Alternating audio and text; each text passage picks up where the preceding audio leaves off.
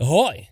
It's your old buddy Hambone here, and I'm back again with a brand new coupon code from our friends over at Noble Knight Games. This month, the code is Daylight, and it's good for 10% off orders of $10 or more, running now all the way through May the 31st. That's right, folks. We've got a long one. It's Daylight, and it's good for 10% off orders of $10 or more, running now through the 31st of May. And listen, we may have all lost an hour of sleep, but we gained this killer discount code. So when you're thinking about picking up a brand new board game, maybe some Magic the Gathering cards, or an old D&D book you've had your eye on for a while, make sure you use the code DAYLIGHT for 10% off $10 or more, running now through May 31st from our friends over at Noble Knight Games. This is the Vintage RPG Podcast, your source for the best in classic and contemporary RPGs. With your hosts, Hambone and Stu. Welcome to the Vintage RPG Podcast, coming at you again from the clubhouse hidden somewhere in the swamps of New Jersey. I'm John Hambone McGuire, and with me, as always, is the founder and publisher of Unwinnable. He says, Hambone, everyone loves a requel these days, Stu Horvath. Do people say that? Is that a word? Requel is what they're calling when they go in and essentially remake the first movie, but reimagine it a little bit and create a new version of the franchise so people can now watch a younger generation make the same mistakes. So essentially, Episode 7 was a requel because essentially they reshot the first movie with new characters. Ghostbusters Afterlife was a requel. Scream, the new Scream was considered a requel as well. Most Batman movies are requels. Essentially, yeah, because they're not a direct sequel, but they're also not a reboot at the same time. It's little column A, little column B. I think it's a ridiculous term. However, wildly accurate. How you doing today, Sto? Pretty good. How are you? So today we're going to talk about Return to the Dark Tower. Indeed. So, what a journey. It's a Return to Dark Tower. We have to start with Dark Tower, right? Which I've never played, largely because we'll get to that. It comes out in 1981. It's the genre-defining electronic board game of the early 80s. Comes out from Milton Bradley.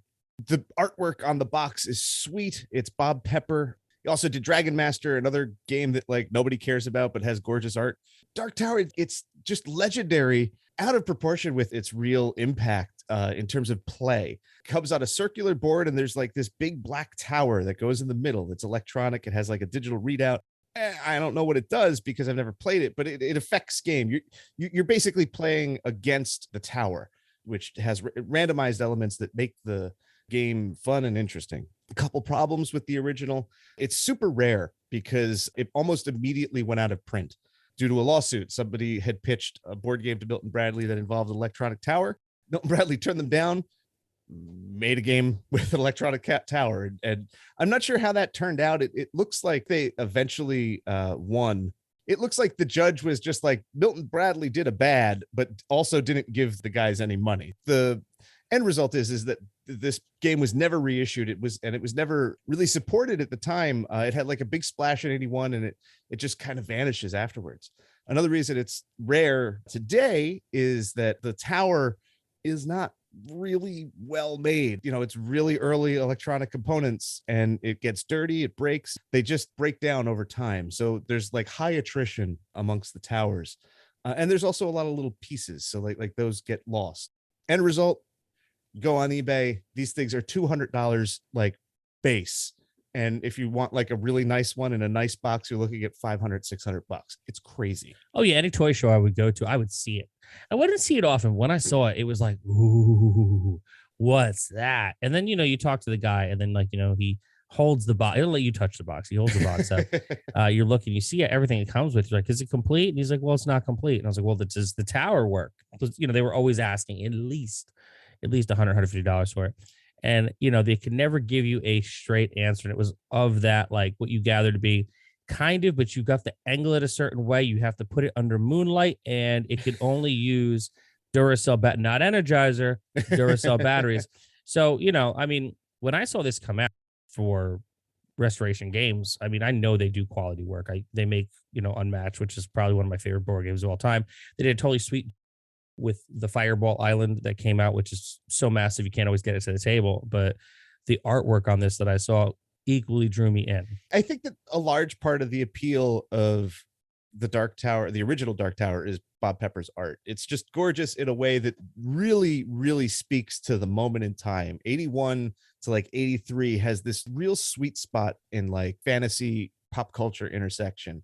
And there's also just like that 80s gizmo thing. That's what I'm really most nostalgic about when I think of Dark Tower. It's the electronic game thing. Everything was sort of like exciting but crude at the same time. I likened my nostalgia to when my family bought a ColecoVision for the first time, which is a clunky ass video game system, first, but like cool at the same time. And it's just, we don't have that kind of like clunk anymore. Return to Dark Tower was kickstarted in 2020, right before the pandemic. I got on that because I was just like, oh man, I want to play Dark Tower, but I'm just like, there's limits to my madness, Hambone. I'm just not going to buy a $500 game that probably isn't going to work. So I'm like, this is my best chance to play it or play something like it, or, something in the ballpark, even though it's going to be reimagined. So I went all in on it, and I did so sort of against my natural impulses at that point. I'm kind of like down on board game Kickstarters in general. I feel like they do two things that kind of annoys me. They pack them with miniatures and they pack them with expansions that are exclusive to the Kickstarter. And that drives the price up. And it just doesn't seem like a sustainable thing. And it seems unfair to the end consumer. And I don't like it. And this one is sort of not entirely unguilty of that, but I went in on it anyway. Then the pandemic hits, and basically, a lot of stuff. I totally forgot the thing existed, even though I got lots and lots of updates about it. But it got to be closer to coming out. They're like, it's on the ships. They've set sail.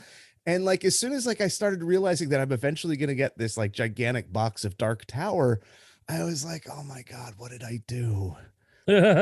Like, why did I buy this? I don't know that this is going to be a good game, which is another part of the problem with kickstarting board games, is that they're untested. You don't know, you can't play. So I was just like, oh man, I bought this gigantic box and it's going to be full of stuff and we're never going to play it because it's going to have too many bits and bobs. Oh, what a disaster. I'm just going to send it to Noble Knight when I get it. Just be like, the hell with this. And I was really kind of prepared to, until like I got it this past Saturday, and it's this gigantic box. And I opened the box and there's 3 boxes in it. And I'm just like, oh. And my wife and kid are both like, well, what is it? And I was like, all right, I'll take it out. And then I saw the tower, and Hambone, as soon as I laid eyes on this stupid chunk of plastic, fell deeply in love. Yeah, you did. It's just so nicely done. Even without like turning it on, it's an impressive piece of board game stuff. It's got to be 1.5 feet tall. The main box is gigantic, and it has some miniatures for your characters, lots of cards, cool little miniatures for like the buildings. It's a 4-player co-op game. Each of you controls one kingdom. Each kingdom has 4 buildings in it that are important to the mechanics of the game. And each building is a cool little miniature. Also with it comes, at my pledge level, the first expansion, which adds 2 characters, but not the amount of people who can play, which is vexing, but totally understandable because the board only has 4 kingdoms. So how can you really have more than, 4 players? But that was a little bit confusing. I haven't really dug into the expansion, so like I don't know how that interacts, but there's other mechanical stuff. There's guilds and stuff that looks interesting and adds a pretty good amount of complexity, I think. And then the third expansion, which I think is probably going to remain Kickstarter exclusive. It doesn't look like this one's going to hit retail. Was basically a giant box of miniatures that replace all the cardboard chits for monsters and stuff in the core box. Again, I'm not really a miniature guy. These miniatures, really nice. And when they hit the board, it's really satisfying. So I played it. I wound up playing it with Daisy and my mom. Oh, wow. On Saturday night. And yeah, the miniatures went over well. The whole game went over well. Everybody kind of enjoyed it. And we got the whole, we're thinking about this game the next day. I'm still thinking about it a couple days later. I'm really excited to get it back to the table. So how does it play? It's co-op, as I mentioned. It's pretty. You're playing against the tower, which at the end of every turn you drop a skull in the top of it, and the thing moves around. It gives you sigils that prevent you from making actions, and sometimes it'll spit those skulls out. Those skulls sort of corrupt the landscape. If too many skulls go onto one building, the building is destroyed, corrupting your character. Then you, then if anybody's character gets too much corruption, they die, and then the game is over. If one person falls, everybody loses. Meanwhile, you are all trying to succeed at these missions. There's a lot of task management. You generally have 2 missions that happen in a month. Months are a set of turns. You don't know how many turns are in a month. It's random. The tower determines it. So you have a limited amount of time to accomplish 2 goals. One that is about the adversary. If you win, it minimizes their impact on the board. If you lose, they get to do stuff that makes the game harder. The other is a companion quest that, again, if you don't fulfill it, something bad will happen. If you do fulfill it, you get an ally that will potentially create events that will be beneficial. And then there's an overarching adversary quest, which is the way that you draw your main opponent succeed. It's sort of a long multi-part quest that when you succeed, you will draw your opponent out of the tower and be able to face them in combat, kill them, and you win. It is actually extremely straightforward and simple. The thing that makes it even more simple is the fact that a lot of the stuff that would be noodly annoying stuff is offloaded onto an app, which also controls the tower. This is another thing that I was just sort of like, I don't know about this. I don't know if I want to be staring at my phone while playing a game. But it actually does work really well. It really does take care of all the stuff that I don't want to deal with. Like, a lot of the game is random, depending on which companion character NPC is sort of giving you your overarching quest, determines your ultimate villain, and a lot of the other stuff is randomly determined by the app. That's a lot of stuff. Like in Betrayal at the House on the Hill, there's a lot of like setup that you would have to do. Like, you look at the books and like, oh, okay, well, we're doing this one, so we got to bring these pieces out and use these chips to track whatever. All that stuff is on the app, so you don't even have to think about it. It just makes everything more fun. That makes absolute sense. And I was on the fence too with it because, it's an app. You're trying to be in the now with the people you're playing with. But, everything that I'd heard about Mansions of Madness with the app, it makes it a much more enjoyable game because it does take a lot of the heavy lifting. Like, it's still crunchy. However, it takes all the real inane stuff off your plate and streamlines it. Yeah. And so I was going to kickstart this, but I lost my job right before the pandemic because I was seeing this. I was seeing the art. I was seeing what they were doing with it. As a company, I love what they do. So I'm like foaming at the mouth when I'm seeing this thing. And then I was like, I can't do that right now because I lost my job. But the more I read about it, the more I enjoyed seeing the process of it, like seeing like the behind the scenes of them building the tower. Like, I mean, just designing the game itself is a lot of work. Designing the tower is a lot of work. Designing an app to make the tower work. I mean, this is a true labor of love that Restoration Games put out there to make this thing. And I mean, walking around the cons, like, I'd see the box for it. The thing is massive. It is a massive box. It's huge. This is not something that is going to be friendly to your Kallax, or whatever the IKEA shelf is that you store your board games on. This is going to be like an art piece that you put on top of it. So when your friends walk over, they go, ooh, what's that? Because the box is huge. It's basically in the clubhouse, it goes the big Scythe box. On top of that is the big Escape the Dark Castle box. And on top of that is the gigantic Return to Dark Tower box with the expansion boxes like stacked to the side of it. It's like this gigantic pile of box. It's awful. So let me ask you this. I know you are Scythe all the way. Scythe is a very satisfying game experience in a very specific way. When I saw the gameplay clips of this, I thought to myself, this would probably be up Stu's alley because it has a similar, not style per se, but vibe of gameplay. Did you find it satisfying on the level of Scythe? I definitely found it deeply satisfying. Everything about it, like, it scratches like a weird nostalgia that I didn't know I had, but it does it in a way that it's not like the bad nostalgia. It's just like the tower itself is cool. Interacting with that is cool. Having a co-op game where your opponent has some agency is really interesting. It like gives a little grit to the co-op feel. I feel like a lot of the game is reminiscent of Pandemic in a way. Yeah. And Pandemic for me is a game that becomes very like there's one director and everything is directed through that one player with everybody else kind of like taking their lead. And this didn't ever feel like that. Like I was doing that a little bit with my wife and my mom, but like they were still playing their own game in a lot of ways. I will say that the app, you do sort of sink into the app. I think that for folks who are going to be playing this, you want to play with the app on a tablet that's nice and big. And I think that you want somebody else to hold the tablet during your turn. Combat's resolved through the tablet, which thank goodness, because that would involve a whole bunch of components that like it just eliminates the need for, which is great.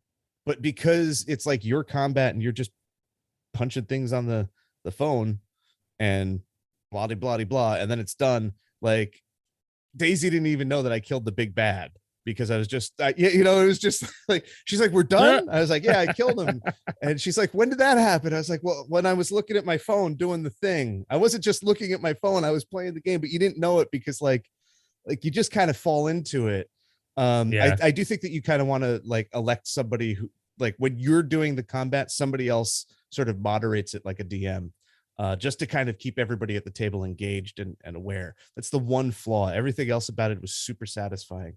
The coolest, like it will never get old at the end of your turn, dropping the skull in the tower and having something happen. Oh, that's gotta be fun. And it's so cool. The thing lights up and there's 3 levels that turn. So like, you never really know what's going to happen with it. It's super satisfying. And it's super satisfying in a way that the original strived for, but I don't think had any chance of ever actually like hitting it this good because like, I mean, it's 40 years later. We're better at stuff now. We are better at stuff now. And the tower is just super impressive. Well, Stu, this sounds awesome. I can't wait to get my hands on it. Do you have any final thoughts on Return to Dark Tower? Play it if you can. I understand that it's going to be like 170 retail. And that is a lot, but like, the tower itself is a piece of equipment. Usually board games don't have equipment in it. So if you have any kind of sticker shock, I do want to kind of just be like, it's not just like a big plastic tower. It really is the central component of the play. And I think that you're going to get a lot of mileage out of it. If you're into co-op games like this, don't drop $170 because like, I don't know, like you want to try something new, like read up on it. Check out some Let's Plays, see if it's really up your alley. But if it is, I think it's a slam dunk and you're going to love it. Very cool. Well, this is another amazing episode of the Vintage RPG podcast. Stu, where can people find you online? They could find me on Instagram. I'm sure that this game is eventually going to show up there, maybe in 2023, because I've already done 2022, all of it. Overachiever. Very cool. You can find me on the TikTok, on the Instagram, and on Twitter at John McGuire RPG.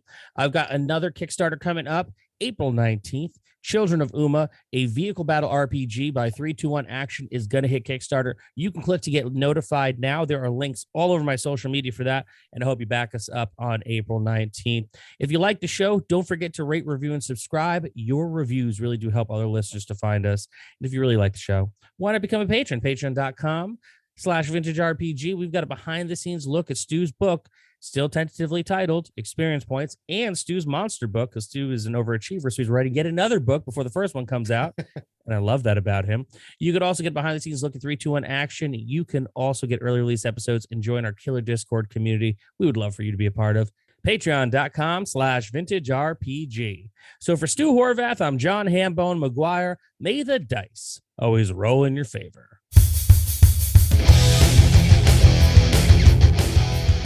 Thanks for listening. Don't forget to like, review, and subscribe to the podcast. Every review helps other listeners to find us.